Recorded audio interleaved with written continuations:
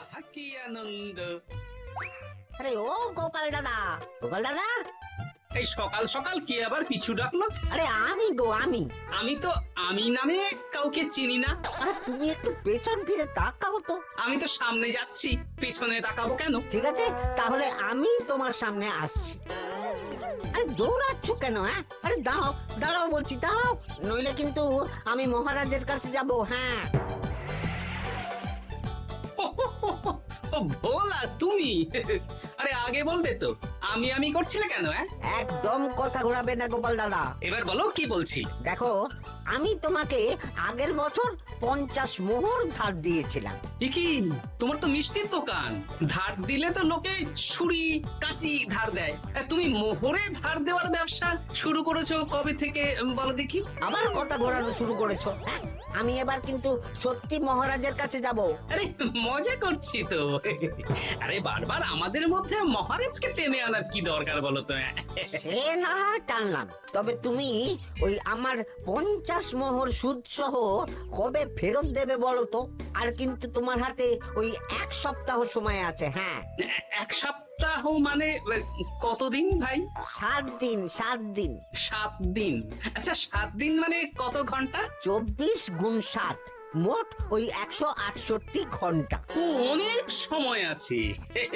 দেখো গোপাল দাদা, তোমার সাথে কিন্তু আমার ওই কাগজে কলমে লিখিত পড়িত আছে। হ্যাঁ, যদি ওই সময়ের মধ্যে তুমি আমার কাছ থেকে নেওয়া ওই অর্থ আমাকে ফেরত না দিতে পারো, তাহলে কিন্তু তোমার ওই বাড়ি ঘর সব আমার হয়ে যাবে। হ্যাঁ, হ্যাঁ হ্যাঁ, মনে আছে মনে আছে। এখন রাজসভায় যাই, 168 ঘন্টা পেরিয়ে গেলে চলে এসো, কেমন? বেশ, কথাটা মনে থাকে যেন। হ্যাঁ, তখন আর কিন্তু কোনো চালাকি করতে যাবে না, আমি সোজা মহারাজকে বলে দেবো। ঠিক আছে ঠিক আছে।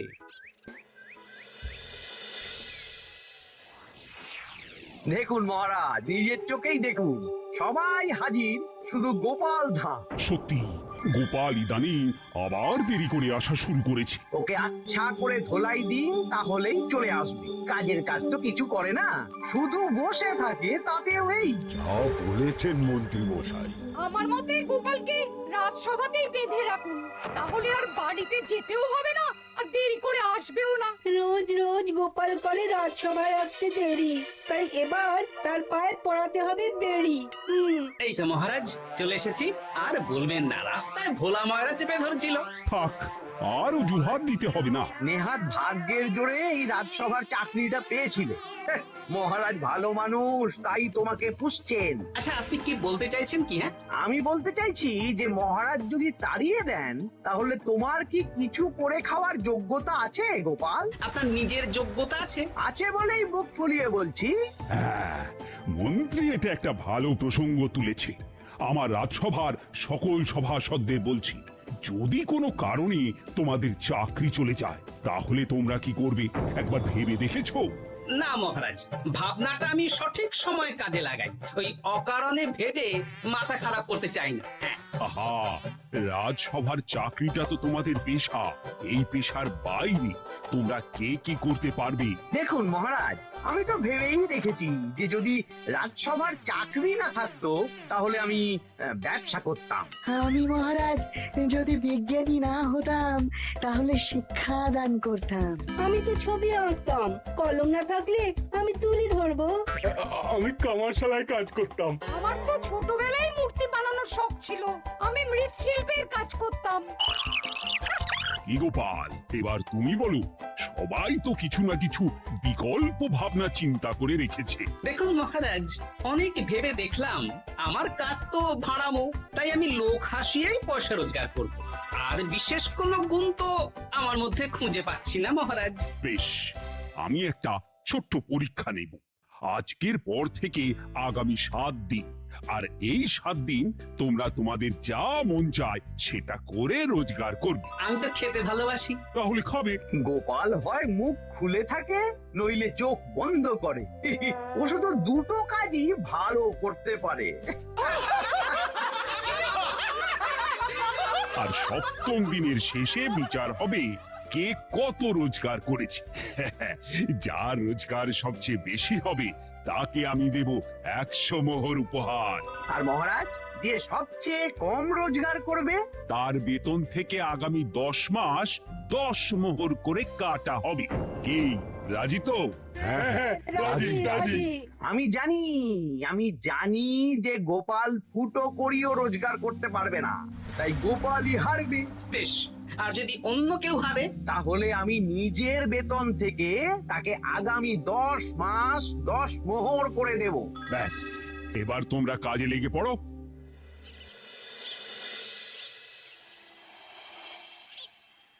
এ কি গিন্নি, আজকেও নিরামিষ?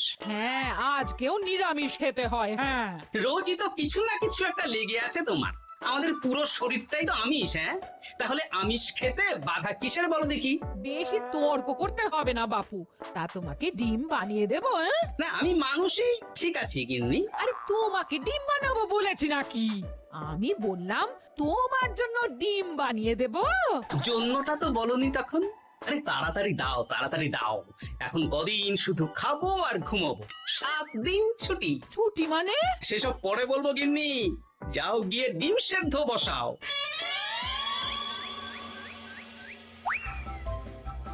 আরে করছোটা কি? বাড়িতে যা মোহর আছে সব তুলে কোথায় নিয়ে যাচ্ছ? আড়ত বাজারে। কেন কেন? তুমি আড়তে গিয়ে কি করবে? আড়তটাই কিনে নেব। কেন?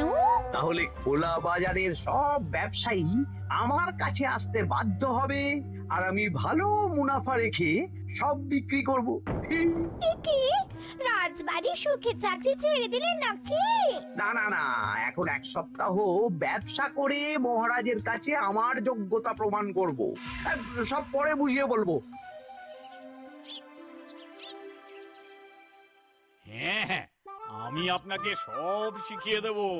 তাহলে ভাই ওই আগামীকাল সকাল থেকে কাজে লেগে পড়বো, কেমন? তাহলে বুঝতে পারলেন তো যে কি করতে হবে? হ্যাঁ হ্যাঁ জমিদার মশাই, কবিতা লেখা যেমন আমার পেশা, তেমনি চিত্রশিল্প আমার নেশা। তাহলে তো আর কোনো চিন্তাই নেই। আশা করি খুব সুন্দর ছবি আঁকবেন। আপনি 1 সপ্তাহ পর এই মন্দির চিনতেই পারবেন না। এই নিন আপনার জন্য 50 মোহর অগ্রিম। মন্দিরের চিত্রকলা শেষ হয়ে গেলে আরো 50 মোহর দেব, ঠিক আছে? বেশ।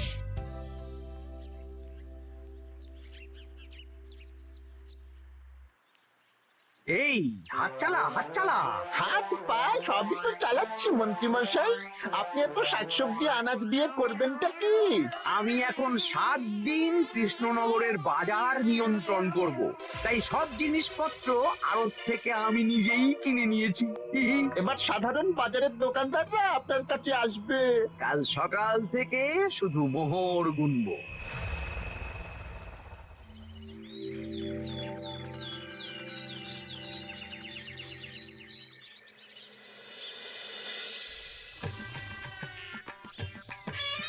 আরে এত বেলা হয়ে গেল, আর কত পড়ে পড়ে তুমি ঘুমোবে? এত লম্বা ছুটি পেয়েছি, এখন তো বিশ্রাম নিতেই হবে গিন্নি। কিন্তু পুকুর ঘাটে গিয়ে তো আমি অন্য কথা শুনলাম। তুমি আবার কি শুনেছো? তোমাদের মহারাজ নাকি বলেছেন আগামী 1 সপ্তাহ তোমরা সকল সভাসদেরা ওই সকল সভাসদেরা নিজের ইচ্ছে মতো কাজ করে রোজগার করব। আমার কাজ তো ভাড়ামো করা, তাই ভাড়ামোর সুযোগ এলে সেটাই করব। কিন্তু যদি সুযোগ না আসে, তাছাড়া যার রোজগার সবচেয়ে কম হবে তার তো বেতন থেকে 100 মোহর কাটা হবে গো। এই খবরও পেয়ে গেছো? বাবা, পুকুর ঘাট না পরনিন্দা পরচর্চা কেন্দ্র? হ্যাঁ, ওসব বাজে কথা বাদ দিয়ে কোনো কাজ শুরু করো, কাজ শুরু করো। এরকম গা এলিয়ে শুয়ে থাকলে ভগবান এসে তোমাকে পয়সা দিয়ে যাবে না গো। গোপাল দাদা, ও গোপাল দাদা, বলছি গোপাল দাদা, কি খবর গো? এই তো গতকাল তোমার সাথে কথা হলো, আজ একেবারে বাড়িতেই চলে এসেছো। তোমার যা হালচাল তাতে তো মনে হচ্ছে ওই কদিন পরে বাড়িটা আমারই হবে। আর সেই আশাতেই বসে থাকতো। এই ভোলাময়রা এসেছে কেন গো? এসব কি বলছে? মা ঠাকুরুন, আপনার কাছে আর কি লোকাবো? বহুদিন আগে গোপাল দাদা আমার কাছে 50 মোহর ধার নিয়েছিল। সেই ধারের থেকে 5 মোহরা এখনো আমাকে শোধ করেন। সে কি? হ্যাঁ, শর্ত অনুযায়ী যদি গোপাল দাদা আগামী ওই 6 দিনের মধ্যে ধার না শোধ করতে পারে তাহলে এই বাড়ি আমার হয়ে যাবে। তুমি আমাকে এত বড় কথা লুকিয়ে রেখেছো? হ্যাঁ, না আমি বলবো বলবো করে বলা হয়ে ওঠেনি আর কি। এবার আপনি দেখুন গিন্নিমা কি করবেন। ভিটে মাটি ছেড়ে কোথায় গিয়ে উঠবেন দেখুন। ইগো, এতেও তোমার হুঁশ হয় না? হ্যাঁ? ধুর, এই অযথা চিন্তা করো না তো, কিছু না কিছু একটা হয়ে যাবে।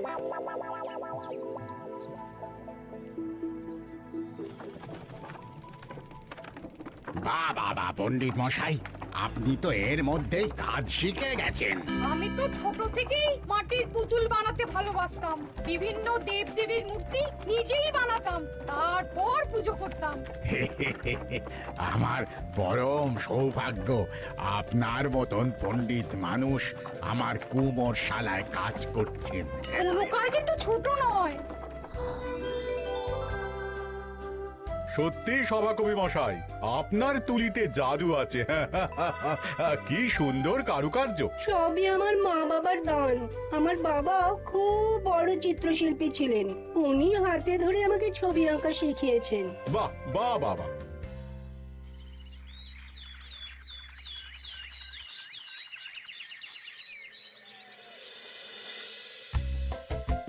এই যে পুটি, আজকে তো একটা মজার জিনিস শেখাবো। কি জিনিস? নয়ের নামটা তো তোরা পড়েছিস, হ্যাঁ, বল তো। 9 একে 9, 9 দুগুণে 18, 3 9 27, 4 9 36। ঠিক আছে ঠিক আছে, এবার থাম। পুরো মুখস্থ। সে তো বুঝতেই পারছি। এবার মজার জিনিসটা দেখ। 9 কে 9, 9 দুগুণে 18, 18 মানে কি? 1 10 8। হ্যাঁ, এবার 1-এর সাথে 8 যোগ কর, কত হয়? 9 3 9 কত? 27। 2-এর সাথে 7 যোগ করলে কত হয়? 9 36-এর 3-এর সঙ্গে 6 জুড়লে 9। আরে বাস, দারুণ তো। হ্যাঁ, হ্যাঁ। সত্যি বিজ্ঞানী মশাই, আপনি কি সুন্দরভাবে পড়া বোঝান। এটা তো আমার নেশা।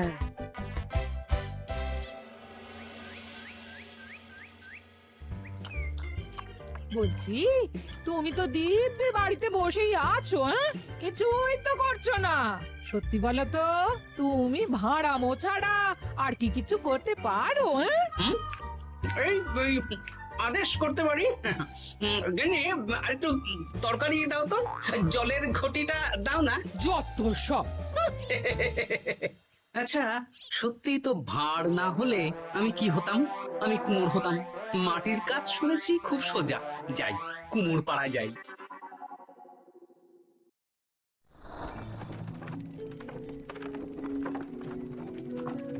আমার কি সৌভাগ্য, রাজসভার দুজন সভাসদ আমার সঙ্গে কাজ করছে।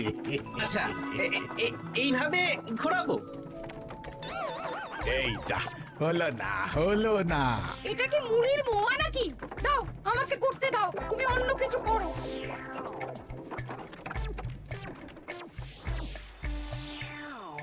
বলো গোপাল দাদা, কি দেবো? মুড়ির মোয়া, তিলের নাড়ু? আমি কিনবো না গো, বানাবো। হ্যাঁ, কি বানাবে? ওই মুড়ির মোয়া। কদিনের জন্য আমার একটা কাজ দরকার, বুঝলে? তা বেশ, তাহলে এসো। এই পিছনেই আমার কারখানা, গুড় মুড়ি সব রাখা আছে, বানাও। এই দেখো, এই যে গুড়ের হাঁড়ি আর ওই যে মুড়ির বস্তা, এবারে বানাও। বেশ, আমি তবে সামনে দোকানটা সামলাই।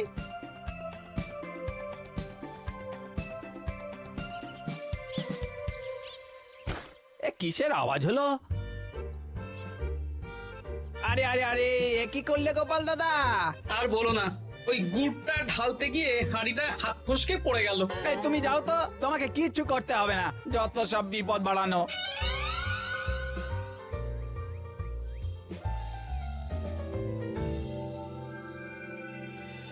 তোমার দ্বারা কিছুই হবে না। হ্যাঁ, সত্যি তো, আমার দ্বারা যে কিছুই হবে না গিন্নি। তাহলে তুমি করবেটা কি? এমন করে বলো না গিন্নি, সবারই খারাপ সময় যায়। আর খারাপ ভালো, যে সামান্য মুড়ির মোয়া বানাতে পারে না তার মুখে এসব মানায় না, মানায় না। এদিকে বাজারে সবজির দাম হু হু করে বেড়ে গেছে। তাই নাকি? বলি তুমি জানবে কি করে? কদিন তো শুয়ে বসে আছো, আমি তো বাজার দোকান করি। মন্ত্রী মশাই এখন আড়ত সামলাচ্ছেন আর সাধারণ বিক্রেতাদের চড়া দামে বিক্রি করছেন। হ্যাঁ, ও বেটা জীবনে শোধরাবে না। উনি তো তাও ছলে বলে রোজগার করছেন গো। আর তাছাড়া অনেকে পথে গান শুনিয়েও রোজগার করেন, সেটাও তো তুমি পারবে না। হ্যাঁ, এই তো পেয়েছি। 6 দিনের মাথায় তো রাজসভায় একটা বৈঠক হবে, সেদিনই আসল মজা জমবে। কিসের মজা গো? হ্যাঁ, সেটা সেদিনই বুঝতে পারবে।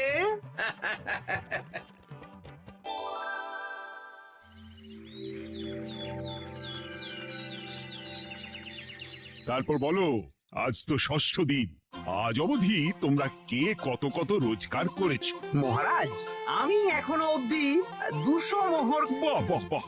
আমি মহারাজ 15 মোহর। হ্যাঁ, আমি 5 মোহর। বিভিন্ন বাড়িতে বাচ্চাদের পড়াচ্ছি, শিক্ষাদান করছি দিনরাত। সেনাপতি, আমি 10 মোহর পেয়েছি, আরো পাবো। আমি 50 মোহর অগ্রিম পেয়েছি, আরো পাবো আগামীকাল। বাহ বাহ বাহ! সবাই তো ভালোই রোজগার করেছো। আর গোপাল, তুমি বলো। মহারাজ, আমি এখনো অবধি কোনো রোজগার শুরু করিনি। আমি আগেই বলেছিলাম গোপাল একটা কানা করিও রোজগার করতে পারবে না। আসলে মহারাজ, আমি আজ সকালেই আমার প্রতিভা খুঁজে পেলাম। তোমার আবার কি প্রতিভা? আমি ভালো গান গাইতে পারি মহারাজ। আমার ছোট্টবেলার ইচ্ছে ছিল আমি রুদ্ধদ্বার সভা করব, গান গাইবো, আর দর্শক বা শ্রোতারা আমার গান শুনে আমাকে পয়সা দেবে। বাহ বাহ বাহ! তা শোনালি না কেন? আমি চাই আপনারা সবাই আমার বাড়িতে আসুন, আমার গান শুনুন। এই না না না না না, তোমার গান শুনে অর্থ ব্যয় করতে পারবো না গোপাল। যদি শোনাতে হয় তো বিনামূল্যে শোনাও। তুমি ভেবেছো কায়দা করে গান শুনিয়ে রোজগার করবে? সেসব চালাকি কিন্তু চলবে না। না মহারাজ, আমার গান শুনতে আসার জন্য একটা কানা করিও খরচ করতে হবে না। আমি বিনা পারিশ্রমিকে গান শোনাবো। বেশ, তাহলে কবে শোনাবে বলো? এখনই চলুন, শুভস্য শীঘ্রম। আবার যেতে হবে কেন? এখনই শোনাও। আমার আবার নিজের বাড়ি ছাড়া প্রতিভা বিকশিত হয় না। বেশ তো, এই কদিন টানা কাজ করেছি, তোমার গান শুনে মনটা যদি ফুরফুরে হয়ে যায় ভালো তো। চলো গোপাল। আসুন আসুন, সবাই ভিতরে আসুন। আসন পাতা আছে, সবাই বসুন।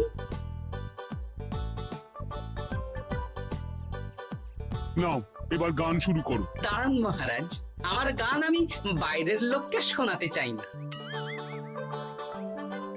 কু কু বাবা, আমার কোকিলের মতন আওয়াজ করছে। কু।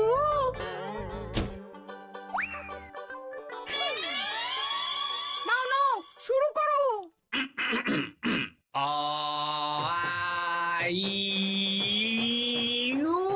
ওরে বাবা রে বাবা! আরে এত চিৎকার করছো কেন? থামো থামো থামো! এটা ভালো লাগছে না, অন্য গান শোনাচ্ছি তাহলে। আকাশে মেঘে বাতাসে বায়ু, জ্যোতিষী বলেছে আমার 100 বছর আয়ু। আরে থামো থামো, আরে কান ঝালাপালা হয়ে গেল। না, থামতে আমি পারবো না, গান শুনতেই হবে। ওরে ওরে বাবা রে বাবা, এই কানে তালা লেগে গেল, আমি পালাই। পালাতে পারবেন না, বাইরেও তালা দেওয়া আছে। বাইরে তালা খুলতে বলো। বাইরে বেরোতে হলে প্রত্যেককে 100 মোহর দিতে হবে। আমরা তো আগেই বলে দিয়েছি, তোমার গান শোনার জন্য কোনো পয়সা দিতে পারবো না। এটা তো গান শোনার জন্যে নয়, বাইরে যাওয়ার জন্যে। আমার গান শুনতে আসার জন্যে কোনো অর্থ লাগে না। গান শুনে বাইরে বেরোতে গেলে অর্থ লাগবে, জনপ্রতি 100 মোহর মাত্র। কি জ্বালাতন! হয় দিন, নইলে আবার শুরু করছি। ভাই থামো থামো। আপনারা কি সবাই দেবেন না এখানেই থাকবেন? এই আমার কাছে এখন 50 মতন মোহর আছে। আমার কাছে 5 মোহর আছে। সে আমি লোক পাঠাচ্ছি আপনাদের সবার বাড়িতে, পুরো অর্থ পাবো, তারপর সবাইকে ছাড়বো। আচ্ছা, এটা কি ঠিক করলে গোপাল? দেখুন মহারাজ, আমি কথা নিয়ে খেলি। সব সভাসদেরা 6 দিন খেটে যা না রোজগার করেছে, আমি শুধু বুদ্ধির জোরে আর ভাড়ামো করে ঘন্টা খানিকের মধ্যে তার থেকে বেশি রোজগার করে নিলাম। যদিও এখনো একদিন সময় আছে। সত্যি গোপাল, তোমার বুদ্ধির জবাব নেই। মন্ত্রী মশাই, যে সবচেয়ে কম রোজগার করবে আপনাকে কিন্তু তাকে আগামী 10 মাস 10 মোহর করে দিতে হবে। হ্যাঁ নয় হ্যাঁ, এরকমই তো তুমি মুখ বড় করে বলেছিলে। গিন্নি কই গো, ভোলাকে ডেকে আনো, ওর ধার আজকেই শোধ করে দেব। হ্যাঁ যাচ্ছি। হ্যাঁ, আমরাও যাচ্ছি। গোপাল, কালকে রাজসভায় এসে তোমার পুরস্কারের অর্থটাও নিয়ে যেও। সে তো নিশ্চয়ই।